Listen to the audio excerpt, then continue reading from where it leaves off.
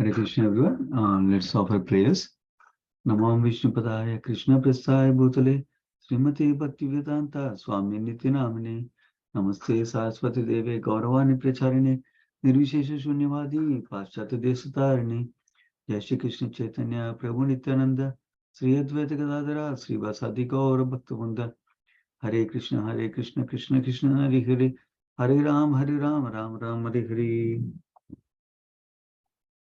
So I don't know if any of you are in position to read. Otherwise, I can read also. Reading from chapter 29 today.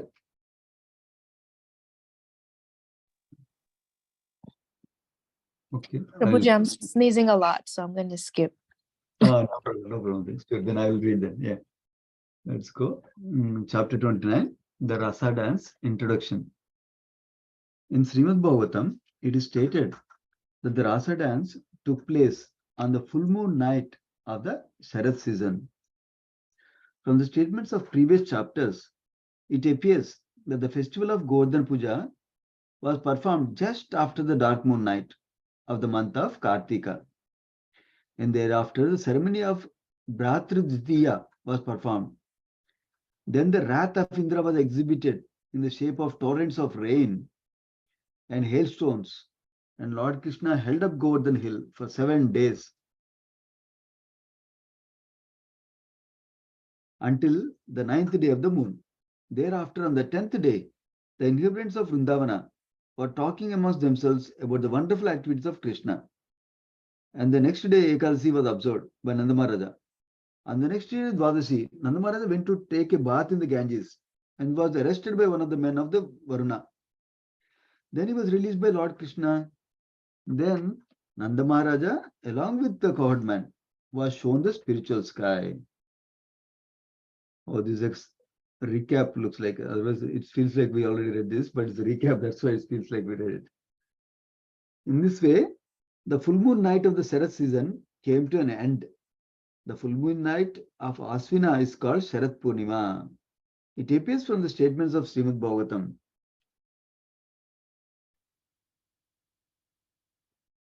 That Krishna had to wait another year for such a moon before enjoying the Rasa dance with the gopis.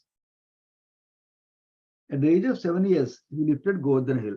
Therefore, the Rasa dance took place during his 8th year.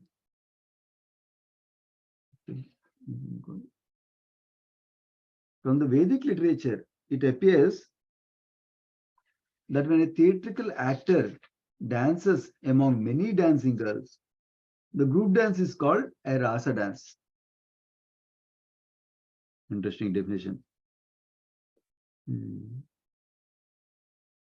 When Krishna saw the full moon night of the Sharad season decorated with various seasonal flowers, especially the Mallika flowers, which are very fragrant, he remembered the gopis' prayers to goddess Katyayani, wherein they prayed for Krishna to be their husband.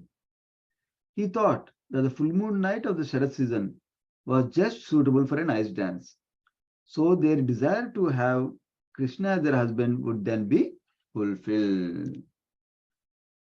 The words used in this connection in Srimad Bhagavatam are Bhagavan Api. This means that although Krishna is the Supreme Personality of Godhead and thus has no desire that needs to be fulfilled, because he's always full with 6 opulences, he still wanted to enjoy the company of the gopis in the Rasa dance. Bhagavanapi signifies that this dance is not like the ordinary dancing of young boys and young girls. The specific words used in Srimad Bhagavatam are Yogamayam Upasritaha, which means that this dancing with the gopis is on the platform of Yogamaya, not Mahamaya. The dancing of young boys and girls within the material world is in the kingdom of Mahamaya, or the external energy. The Rasa dance of Krishna with the gopis is on the platform of Yogamaya. The difference between the platforms of Yogamaya and Mahamaya is compared in the Chetamta to the difference between gold and iron. From the viewpoint of metallurgy, gold and iron are both metals, but the quality is completely different. Similarly, although the Rasa dance and Lord Krishna's association with the gopis appear like ordinary mixing of young boys and girls, the quality is completely different. The difference is appreciated by great Vaishnavas because they can understand the difference between love of Krishna and lust. On the Mahamaya platform, dance takes place on the basis of sense gratification. But when Krishna called the gopis by sounding his flute, they very hurriedly rush toward the spot of the rasa dance with the transcendental desire to satisfy Krishna. The author of the Chaitanya Charitamrita, Krishnadas Kaviraj Goswami, has explained that lust means sense gratification and love also means sense gratification, but for Krishna. In other words, when activities are enacted on the platform of personal sense gratification, they are called material activities. But when they are enacted for the satisfaction of Krishna, they are spiritual activities. On any platform of activities, the principle of sense gratification is there. But on the spiritual platform, sense gratification is for the Supreme Personality of Godhead, Krishna. Whereas on the middle platform, it is for the performer. For example, on the material platform, when a servant serves a master, he is trying to satisfy not the senses of his master, but rather his own senses. The servant would not serve the master if the payment stopped. That means that the servant engages himself in the service of master just to satisfy his own senses. On the spiritual platform, however, the servitor of the Supreme Personality of Godhead serves Krishna without payment. And he continues his service in all conditions. That is the difference between Krishna consciousness and material consciousness. As mentioned above, it appears that Krishna enjoyed the rasa dance with the gopis when he was 8 years old. At that time, many of the gopis were married because in India, especially in those days, girls were married at a very early age. There are even many instances of a girls giving birth to a child at the age of 12. Under circumstances, all the gopis who wanted to have Krishna as their husband were already married. At the same time, they continued to hope that Krishna would be their husband. Their attitude toward Krishna was that of paramour love. Therefore, the loving affairs of Krishna with the gopis are called parakiya rasa. The attitude of a married man who desires another wife or a wife who desires another husband is called parakiya rasa. Actually, Krishna is the husband of everyone because he is the supreme enjoyer. The gopis wanted Krishna to be their husband, but factually there was no possibility of his marrying all the gopis. But because they had that natural tendency to accept Krishna as their supreme husband, the relationship between the gopis and Krishna is called Parakiya Rasa. This Parakiya Rasa is ever existent in Goloka Vrindavana, in the spiritual sky, where there is no possibility of the inebriety which characterizes Parakiya Rasa in the middle world. In the middle world, Parakiya Rasa is abominable, whereas in the spiritual world, it is present in the super excellent relationship of Krishna and the gopis. There are many relationships with Krishna: master and servant, friend and friend, parent and son, lover and beloved. Out of all these rasas, Parakiya Rasa is considered to be the topmost. This material world is the perverted reflection of the spiritual world. It's just like the reflection of a tree on the bank of a reservoir of water. The topmost part of the tree is seen as the lowest part. Similarly, Parakiya Rasa, when perverted reflected in this world, is most abominable. Therefore, when people imitate, oh, I think I didn't move this thing. Let me move it. Yeah, here. Similarly, Parikirasa, when perfectly reflected in this middle world, is most abominable. Therefore, when people imitate the rasa dance of Krishna with the gopis, they simply enjoy the perverted, abominable reflection of the transcendental Parikirasa. There is no possibility of enjoying in this transcendental Parikirasa within the material world. It is stated in Srimad Bhagavatam that one should not imitate this Parakirasa even in dream or imagination. Those who do so drink the most deadly poison. When Krishna, the supreme enjoyer, desired to enjoy the company of the gopis on that full moon night of the Sharad season, exactly at that very moment, the moon, the lord of the stars, appeared in the sky, displaying its most beautiful features.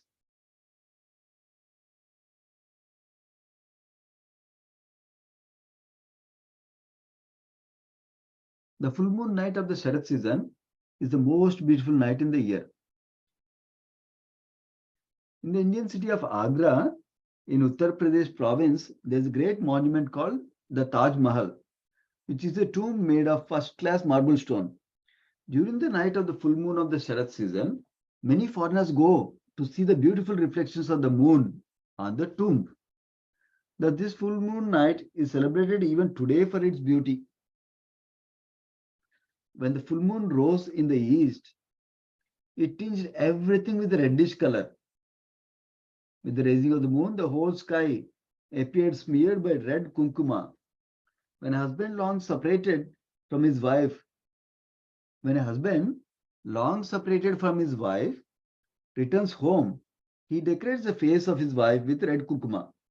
This long expected moonrise of the Sharad season was thus smearing the eastern sky. The appearance of the moon increased Krishna's desire to dance with the gopis. The forest was filled with fragrant flowers. The atmosphere was cooling and festive when Lord Krishna began to blow his flute. The gopis all over Vrindavan became enchanted. Their attraction to the vibration of the flute increased 1,000 times due to the rising full moon, the red horizon, the calm and cool atmosphere, and the blossoming flowers. All the gopis were by nature very much attracted to Krishna's beauty. And when they heard the vibration of his flute, they became apparently lustful to satisfy the senses of Krishna. Immediately upon hearing the vibration of the flute, they all left their respective engagements and proceeded to the spot where Krishna was standing. While they ran very swiftly, their earrings swung back and forth. They all rushed toward the place known as Vamsivata. Some of them were engaged in milking cows, but they left their milking business half finished and immediately went to Krishna. One of them had just collected milk and put it in a milk pan on the stove to boil, but she did not care whether the milk overboiled and spilled. She immediately left to go to see Krishna. Some of them were breastfeeding their small babies, and some were engaged in distributing foods. I think this is the paragraph. Yeah. And some were engaging in distributing food to the members of the family. But they left all such engagements and immediately rushed toward the spot where Krishna was playing his flute. Some were engaged in serving their husbands, and some were themselves engaged in eating, but caring neither to serve their husbands nor eat, they immediately left. Some of them wanted to decorate their faces with cosmetic ointments and to dress themselves very nicely before going to Krishna, but unfortunately they could not finish their cosmetic decorations or put on their clothes in the right way because of their anxiety to meet Krishna immediately. Their faces were decorated hurriedly and were haphazardly finished. Some even put the lower part of their clothes on the upper part of their bodies and the upper part on the lower part.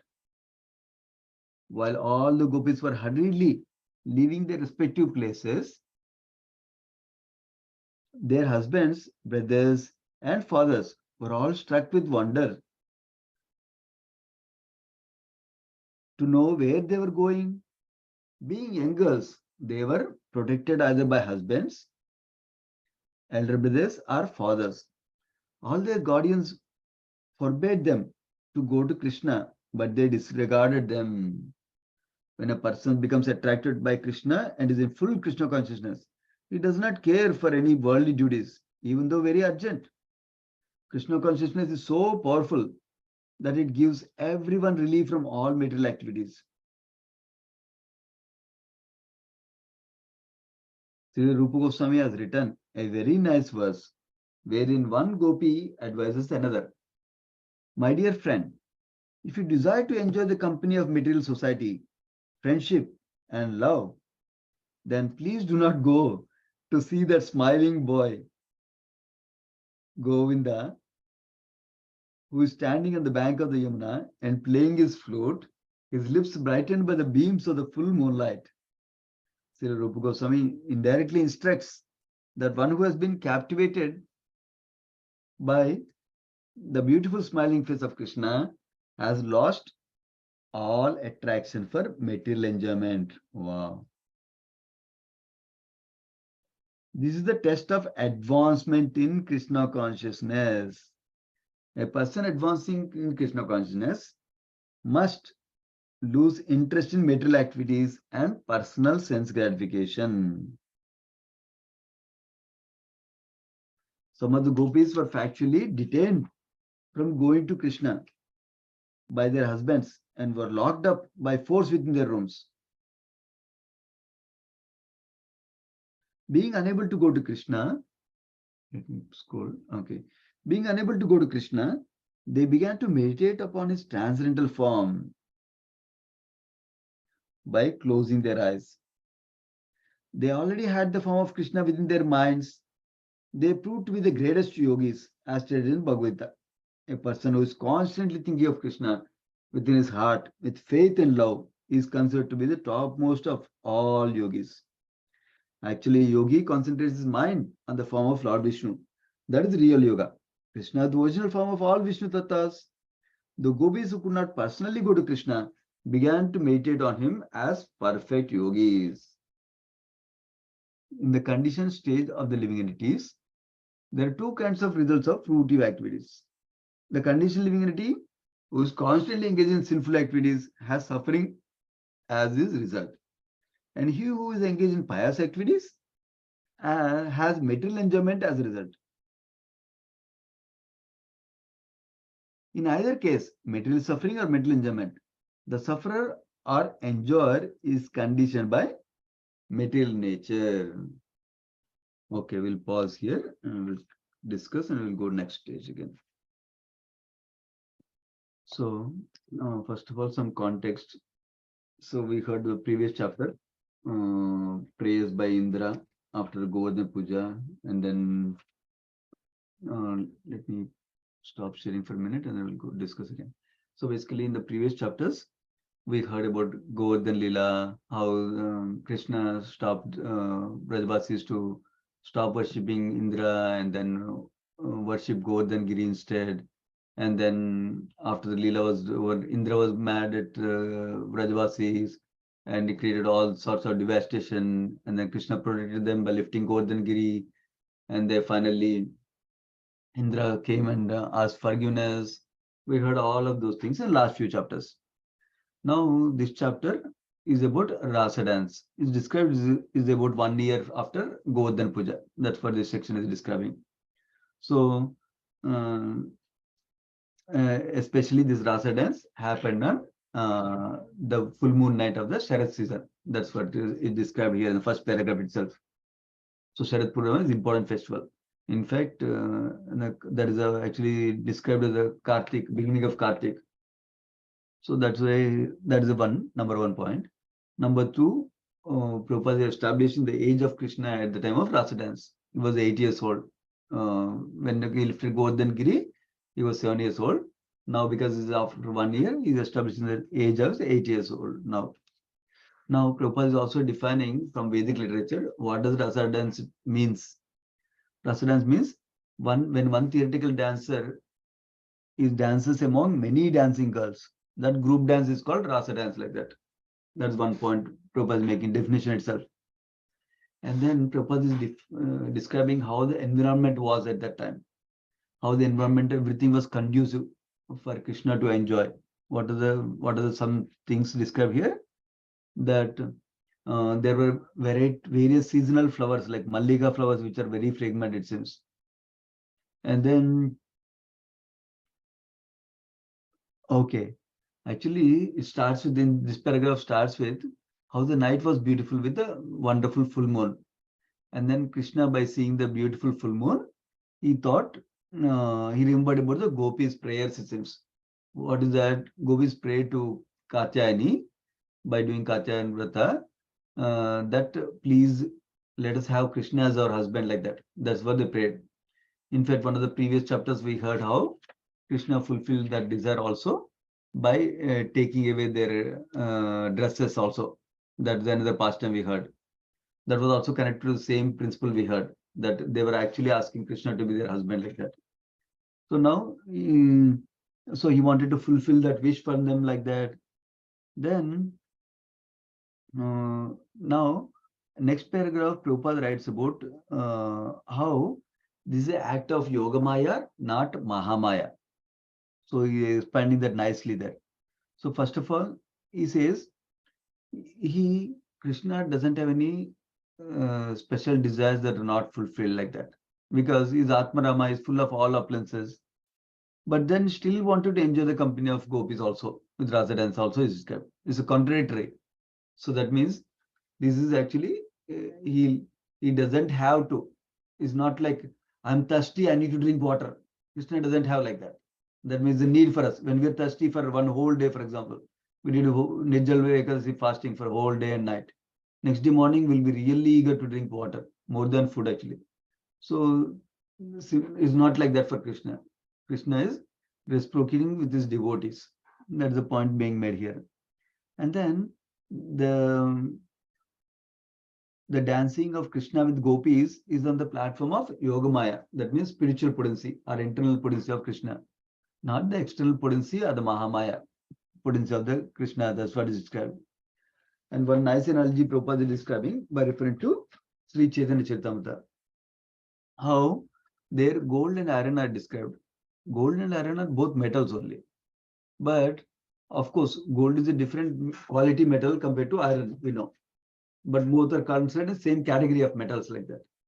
So similarly, the actions that are being done by Krishna with the gopis in the spiritual world are far different, totally different compared to the activity that happens between the young boys and girls in this world, like that is described. And one difference Prabhupada is explaining in this purport is that love of Krishna, the difference is in the Yogamaya, that whatever is happening is based on love. And what is happening in middle world is based on lust, like that. So that is expanded in the next verse further to indicate how when the gopis heard the flute sound of Krishna, they hurriedly rushed to the Rasa dance spot to satisfy Krishna. So that is where the key point. Generally, conditioned souls do something so that they can be satisfied, so they can be happy, so they can enjoy, they can be pleased, like that. But in the case of gopis, they're thinking about what will bring pleasure to Krishna. That is the point being made here. That's the difference between the real love and lust, like that. And that's also a differentiation Prabhupada is making in the paragraph about what is the difference between material activities and spiritual activities. Material activities are done for our satisfaction. Spiritual activities are done for Krishna's satisfaction. So in fact, the spiritual word itself means anything done in relation to Krishna. That is called spiritual. So that's a point also Prabhupada is clarifying here. So now somebody will say in the material world, let us say, I'm also serving my master. I'm serving so that he is happy, like that. Somebody may say. So Prabhupada is giving a nice example. But if let us say my manager doesn't give me salary, then I'll stop working. So that means really why I'm serving my manager? Because he's giving me money. If he stops giving money, I don't work. That means I'm doing it for my own senses. Like that, Prabhupada is giving that analogy to clarify. That is on the material platform. But spiritual platform is they don't expect any benefit. They just want Krishna to be happy, like that. That is the point being made here. There is a difference between Krishna consciousness and material consciousness, Prabhupada writes. Now, another point Prabhupada is going to the next theme of the section is called Parakya Rasa. How Krishna has a relationship with each of us, all the living entities. And all of us have a relationship as a servant and master, Dasya Rasa, or then Sakya Rasa as a friend, like that. And then next is Dasya Rasa, Sakya Rasa, yeah, parental Rasa, like Vatsalya Rasa, as a between parent and son, like that, love between them. And then next is finally the Madhurya Rasa, or the conjugal love between the lover and the beloved, like that. So the several rasas we can have relationship with Krishna. So Prabhupada is describing out of all of them, Madhurya Rasa is the topmost. Within Madhurya Rasa, there are two terms used. Prabhupada did not use the first term here, Swakiya. That term he did not use. He used the Parakya Rasa instead.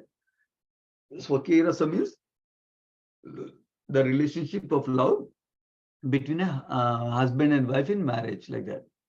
Whereas Parakya Rasa means relationship between man and woman outside the marriage life, like that is described. So Prabhupada is saying that when a married husband is attracted to other woman, not his wife, or when a married wife is attracted to other person other than her husband, then that relationship is called Parakya Rasa, like that is described. Of course, Prabhupada is very carefully defining it, that this is in the spiritual world, it is very sacred relationship because it's based on service. Whereas here, it's a perverted reflection in the material world, like that. So that's a point he's making, and he's saying we should not imitate that. I will also do like Krishna, Parakya Rasa, like that. There's not an imitation to be done like that. Prabhupada is making a point here. So now, another important point to note is all these living entities, all these gopis, we'll find out in the next set of verses also, next paragraph also. They're actually his own part and parcels. That means they're completely his property. He can do whatever he likes with his living entities.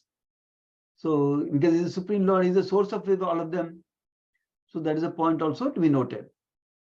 Now going to the next paragraph. When Krishna, yeah, I think, did I go to the same place? Let me see. Yeah, okay.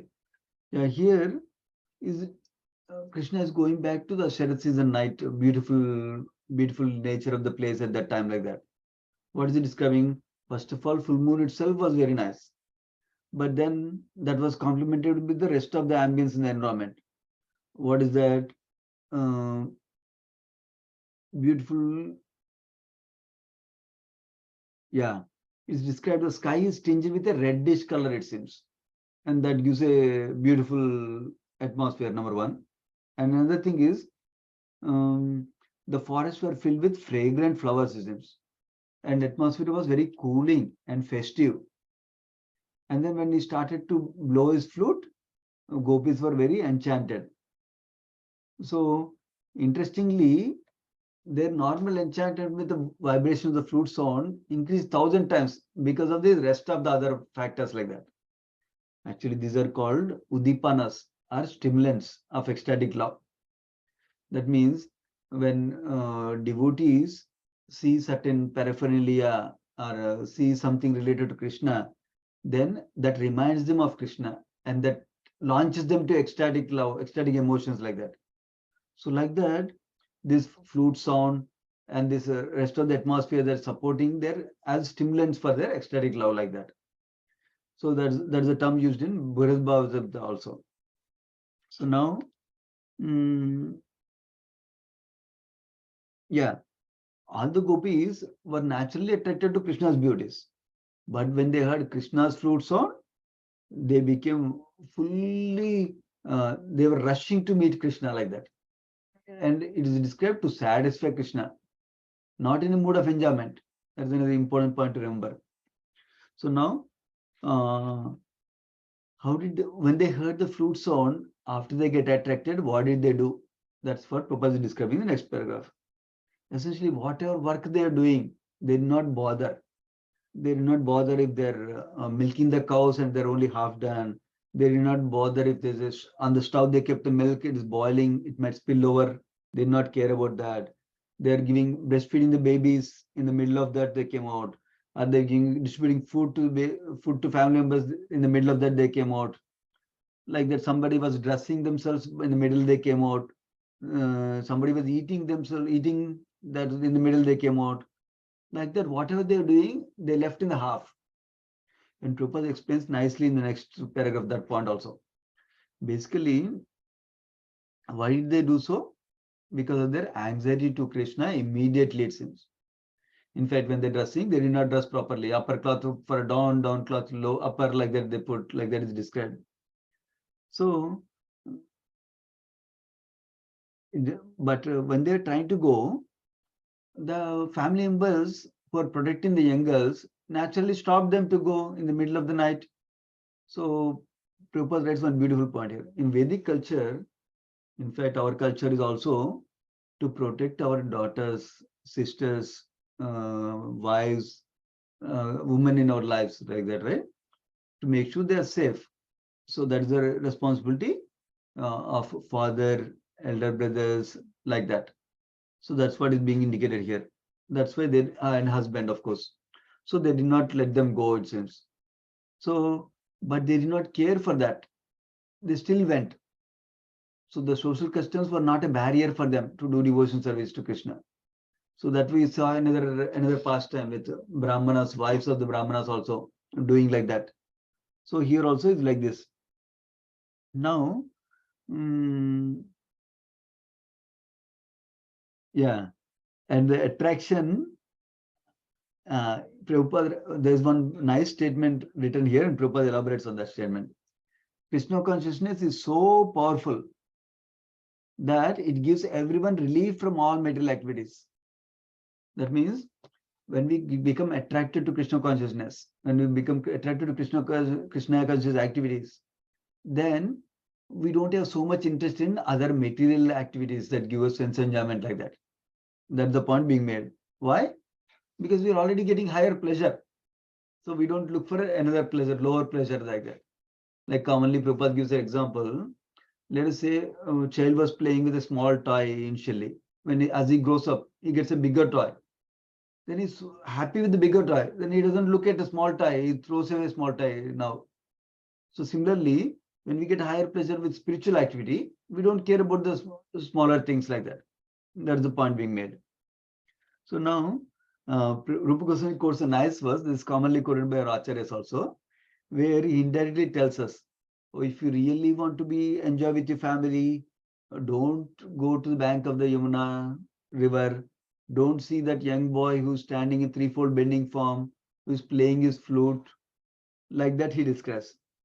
Because he's saying that if you get captivated by the beautiful smiling face of Krishna, we lose all attraction for material enjoyment. So then we cannot be materialist anymore. Like that is telling. So that's a beautiful nature of attraction from Krishna's form also is described here. So Prabhupada writes one principle for us to learn from here. He says the test of advancement in Krishna consciousness is we should lose interest in material activities and personal sense gratification. So that means when we are advancing in Krishna consciousness, we don't need to get a certificate from somebody else. Oh, Prabhu, you are so advanced. Oh, Mataji, you are so advanced. We don't need to get a certificate from somebody else. We can ourselves assess how much material enjoyment propensity I had before and how much it reduced now. How much is still there now also, the three aspects. When we compare, first of all, when we see that our material enjoyment propensity has reduced because of practicing devotion for some time, we'll get more inspired to continue practicing devotional service, number one. Number two, when we know that we still have some material enjoyment, but our goal is to be free from material enjoyment, like the gopis example here, to be pure devotees. So then we are also inspired to progress from here to that place also. So that is one way to test ourselves like that. How much are we improving? So generally, Prabhupada writes in another Srimad Bhagavatam purport that the test of Krishna consciousness are the barometer to measure Krishna consciousness advancement. He says, how much I'm getting attached to Krishna and how much I'm getting detached from material enjoyment like that. So now, this material detachment should not be confused with giving up our responsibilities. That's not what this is talking about. We all have responsibilities in our life. We all need to take care of our wife, our husband, children, our parents, sister, to different extents, of course. Immediate family more these days in Kali Yuga compared to extended family, compared to even extended family like that, right? But we need to fulfill our responsibilities as a husband, father, brother, sister, wife, whatever responsibility we have, we need to fulfill. But not with attachment, but with the service mood. Service mood that we are all meant to serve Krishna. We're all meant to grow in Krishna consciousness. We all serve each other, remind each other, help each other to practice Krishna consciousness like that. In that mood, we serve each other as a service to Krishna only, not to enjoy. Oh, if I take care of my son nicely now, when I become old, he will take care of me. Not with that selfish motivation. In fact, in Kali Yuga, it's very hard for children to see parents. We know how much we are taking care of our parents. From that itself, we'll see how much is degrading like that. So basically, that is we should develop detachment, but doesn't mean irresponsibility. We should take care of a family nicely, take care of office work nicely like that. But as a service to Krishna. That's the point. Not too much that we cannot even chant, we cannot even hear, we cannot even read like that. Not like that, not to that extent. Even the responsibilities also. You should not go to such an extent that I will not have time to chant. I will not have time to hear. Then we are doing something wrong there. So we need to balance that clearly. That's an important lesson for us. Now the next paragraph. Now remember, in the previous paragraph, Prabhupada talked about how gopis, whatever they were doing, even though their husbands, father, brothers, they stopped them. They left and to see Krishna, to meet Krishna readily like that. But some gopis could not do that. Probably different factors, right? They didn't have the nature to go out like that quickly, or their family members really forced them to stay back. Here they really forced them to stay back like that. Prabhupada is writing here. They were locked up by force within their rooms like that. So what happened to them is also interesting. What did they do? See, this is an important principle to learn here again. They meditated on the transcendental form of Krishna, which was already there in their mind, like a perfect yogis. So the important principle to learn from here is Krishna consciousness. For Krishna consciousness practice, there is no impediment. Sometimes we'll say, oh, because I have this office work, because I have this manager, I cannot do Krishna consciousness. Because I have this wife, I cannot do Krishna consciousness. Because I have this husband, I cannot do Krishna consciousness. Because I have this kind of children, I cannot do Krishna consciousness. Because I have such a small baby children, I cannot practice Krishna consciousness. So many reasons we can come up with. But see the example of gopis. As long as we have desire, we can practice Krishna consciousness. Now, initial stages, we think Krishna conscious practice means chanting the holy name on beads only, hearing the Krishna Katha only in a class, going to the temple only. Like that we'll think. But Krishna consciousness is all encompassing and amazing. See, somebody can sit in a room and think about Krishna. Somebody can chant the holy name. Let us say my wife doesn't allow me to chant, my husband doesn't allow me to chant. Somebody can chant in the mind also. I know several devotees who chant without even their family noticing it also. So it's not impediment. We can always serve Krishna somehow or other. So that is what is another important principle we can learn from here. Now another nice thing you probably remember from the lesson we learned from Brahmana's wives also. Another nice thing is Brahmana's wives actually learned by hearing Krishna Katha from people who are coming to their home from Vrindavan to sell flowers, to sell, not flowers, vegetables, fruits like that. By hearing from them, they develop attraction to Krishna like that. So like that, it's very easy to practice Krishna consciousness in that sense, compared to other process, of course, Jnana process, Karma process like that. Now, Prabhupada writes in the next paragraph, in the conditioned stage of living entities, there are two kinds of results of fruitive activities. If we do sinful activities, we'll get the suffering as a reaction. If we do pious activities, we're supposed to materially enjoy them. Those are two kinds of things. But irrespective of that, we are conditioned by material nature. That's the point Prabhupada is making so far. So I'll pause there. If there's any comments or questions, if there's nothing, we can read one or two paragraphs, few more paragraphs and discuss also. Yeah. Any comments or questions, anyone so far? Nice to see you peacefully sitting and listening today. Yeah.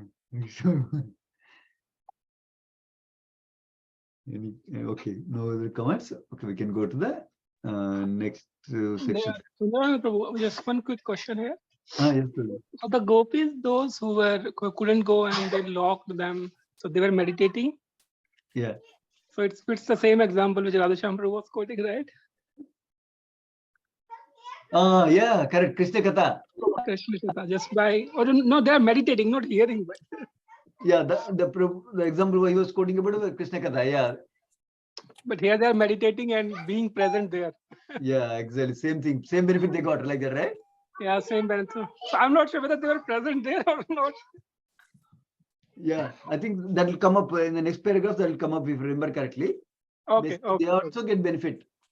In fact, Krishna says, more than being in my personal presence, even if you meditate and do devotion service without my personal presence, still you get the same benefit like that. Krishna says in another pastime. Oh, okay. Yeah, I remember that very much because I really like that point.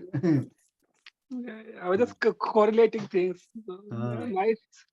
So that shows actually in any situation of our life, like what you pointed out, right? In any situation of life, whether the worst or bad, if we can remember Krishna and meditate upon Krishna and take shelter of his, that's the perfection in itself, actually. Yes, Roji. Yeah. Thank you, bro. Nice example. Hare Krishna. Welcome. So anybody else has any other comments or questions? Okay, otherwise we can go to the next paragraph then. Sorry, Prabhuji, I was actually driving, so I couldn't read. No worries, Mati. Don't worry. It's okay. I can read. Yeah. I don't know if anybody else would like to read next paragraph onwards for a few minutes. Prabhuji, can I read? Yeah, sure. Go ahead. Where do I start from, Prabhuji? From the Gopi Associates on the screen here. Okay. Yes. Are you reading from book or here? Yeah. I'm reading actually from the screen. Is that fine? Oh, perfect. That's good then. Yeah. Okay. The gopis, associates of Krishna who assembled in the place where Krishna was appearing, were from different groups. Most of the gopis were internal companions of Krishna. As stated in the Brahma Smita, Ananda Chinmaya Rasa Pari Bhava Bhavita Bhi. In the spiritual world, the associates of Krishna, especially the gopis, are manifestations of the pleasure potency of Lord Krishna. They are expansions of Srimati Radharani, but when Krishna exhibits his transcendental pastimes within the material world in some of the universes, not only the internal associates of Krishna come, but also those who are being promoted to that status from this material world. So some of the gopis who joined Krishna's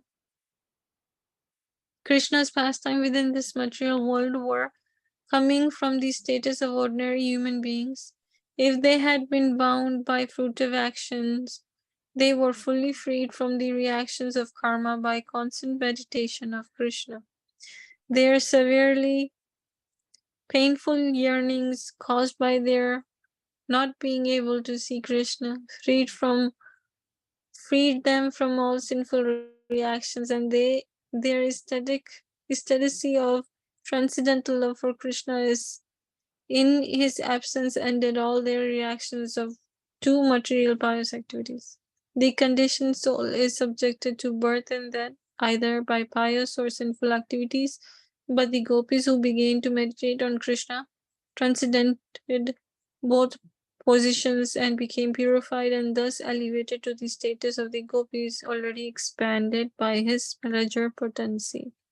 All the gopis who concentrated their minds on Krishna in the spirit of paramour love became purely purified of all the fruitive reactions of material nature, and some of them immediately gave up their material bodies.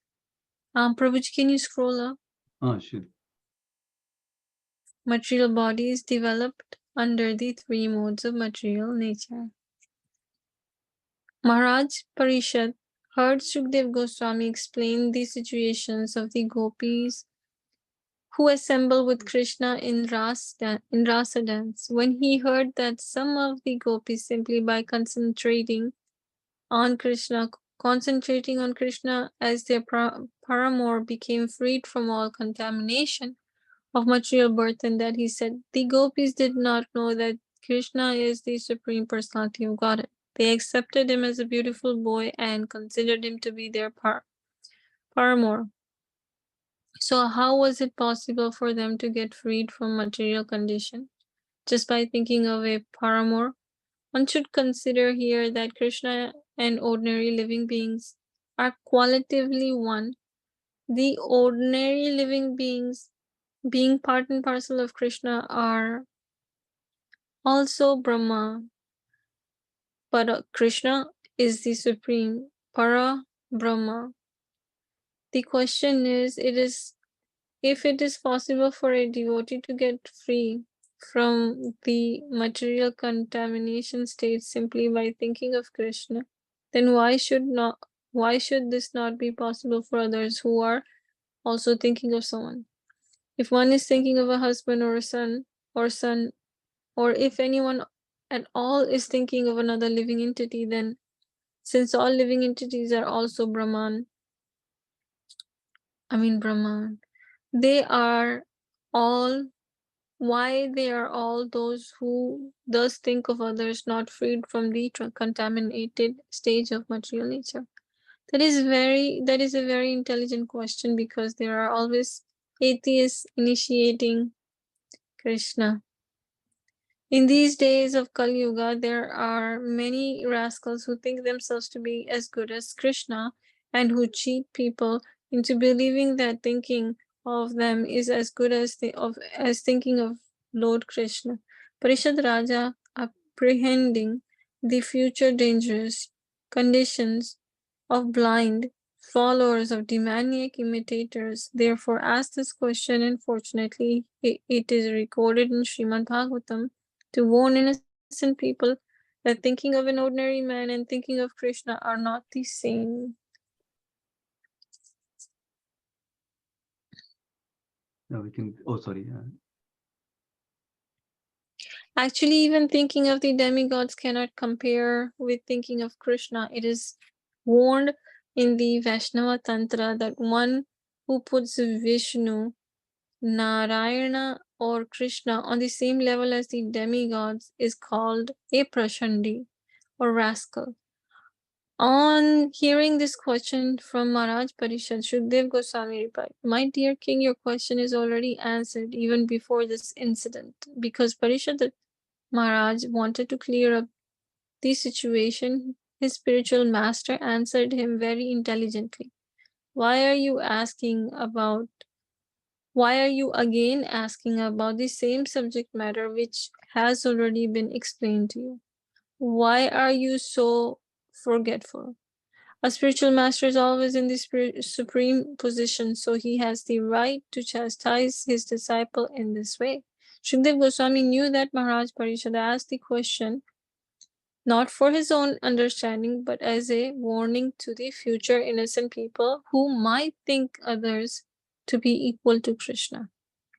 Shukdev Goswami then reminded Parishad Maharaj about the salvation of Shishupal. Shishupal was always envious of Krishna, and because of his envy, Krishna killed him. But since Krishna is the Supreme Personality of Godhead, Shishupal gained salvation simply by seeing him. If an envious person can get salvation simply by concentrating his mind on Krishna, then what to speak of the gopis, who are so dear to Krishna and always think of him in love? There must be some difference between the enemies and the friends. If Krishna's enemies could get freed from material contamination and become one with the Supreme, then suddenly his dear friends, like the gopis, can achieve such freedom and much more. Besides that, in Bhagavad Oh, we can Gita, pause there, Mate. okay, Hare Krishna. Thank you, Mate. Hare Krishna. So we'll go through the last 3-4 paragraphs. So basically, Prabhupada was describing how the Gopi associates of Krishna. Yeah. So how it's a nice understanding Prabhupada is presenting here from Srimad Bhagavatam. Essentially, in the spiritual world, we know gopis are nothing but expansions of blessed potency. That is expansions of Srimati Radharani. That is what is in spiritual world. There is no other question like that. But when Krishna manifests his pastimes in the material world, then some of those gopis from the spiritual world come, who are these eternal associates also come. And also another category of gopis come. Actually, there are more further expansions coming up in one of the chapters. I don't know which chapter it is there. But another category of gopis Prabhupada is describing here is the people, devotees who have perfected their life recently. They also come to participate in the pastimes of Krishna in the material world first, before they go to spiritual world. So that means not only the eternal associates are coming, some devotees who perfected their life also are coming in the Krishna's pastimes as gopis like that. Those are the two categories Prabhupada is describing here. Now, those gopis, those devotees who were previously contaminated with fruitive activities or speculation or gnana tendencies, by devotion service, they got purified, and that's what they got a position to play a part in the pastimes of Krishna. That's what is being described here. So now, gopis, just by meditating on Krishna, they got purified. That's the essential point Prabhupada is glorifying here. Yeah, and in fact, just by meditating to Krishna, they became so purified. Some of them even gave up the material body, it seems. They immediately went back to spiritual world, basically, some of them. So that's the point Prabhupada is making here. And then Prabhupada is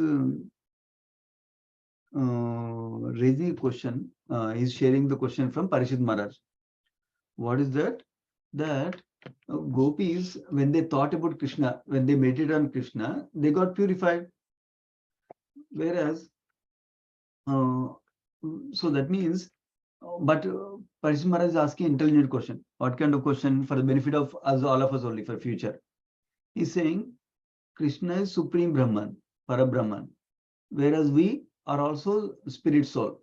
We're part and parcel of Krishna. We're also Brahman. That means we are also a spiritual nature. That means I think about you, you think about me. I will also get purified by thinking about another living entity, not Krishna. Like that is asking. So Parishad Maharaj. Prabhupada is mentioning that Parishad Maharaj is not asking for himself. He already knows the answer. But is asking to protect future generations. Because today some people may say, oh, you know what? I am the Supreme Lord. You can meditate on me, you'll get the same result. Like that. So to curb such kind of doubts, Parishad Maharaj is asking basically. There's a huge difference between meditating on Krishna and meditating on another living entity. So that's the point Prabhupada is emphasizing here. That when we meditate on Krishna, because he's the Supreme Lord, then because he's supremely pure, we'll also become purified. But if we meditate on other living entity, other living entities are usually not so 100% pure. If they're 100% pure, then what will happen is they will tell us when you remember me, you remember Krishna, like that they will tell us. So even the acharyas, they're all not telling that you meditate on me like that. They're telling us we should worship Krishna, we should serve Krishna, we should please Krishna. That's what they say. They're not telling please me, serve me, satisfy me like that. They're not telling that. So of course that doesn't mean we should not serve devotees and acharyas, because Krishna loves them. That's why we serve them also. But it's not mutually exclusive. Serving devotees and serving Krishna is not mutually exclusive. Whereas some people, they want to, because of their personal self-centeredness, they'll say only serve me like that, exclusively. That is not recommended here. That's what Parishit Maharaj's question is being answered. So that nobody can get cheated like that.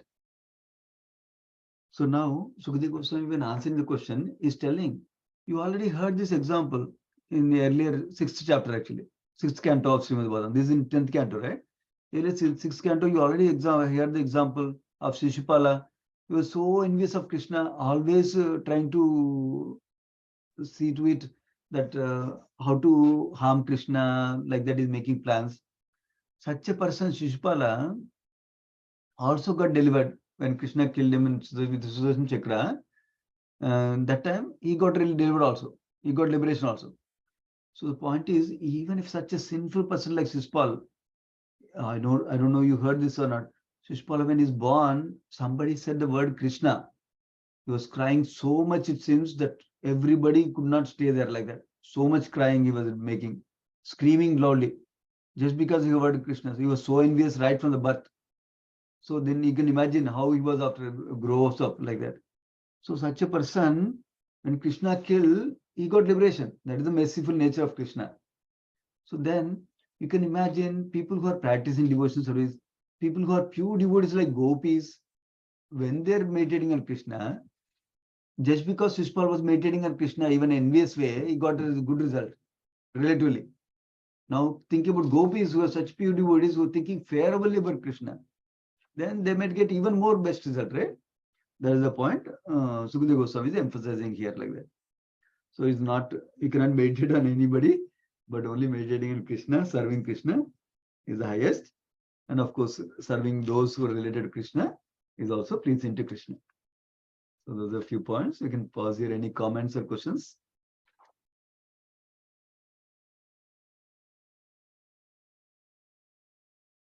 If not, we can continue from here next time.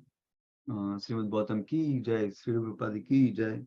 Let's offer obeisance to all the devotees of the Lord. Vancha kalpatarubhyasya kupasindubhya evacha palitanam pavanebhyo vaishnavibhyo namo namaha. Thank you so much, devotees. Hare Krishna. Thank you, Prabhu. Hare Krishna.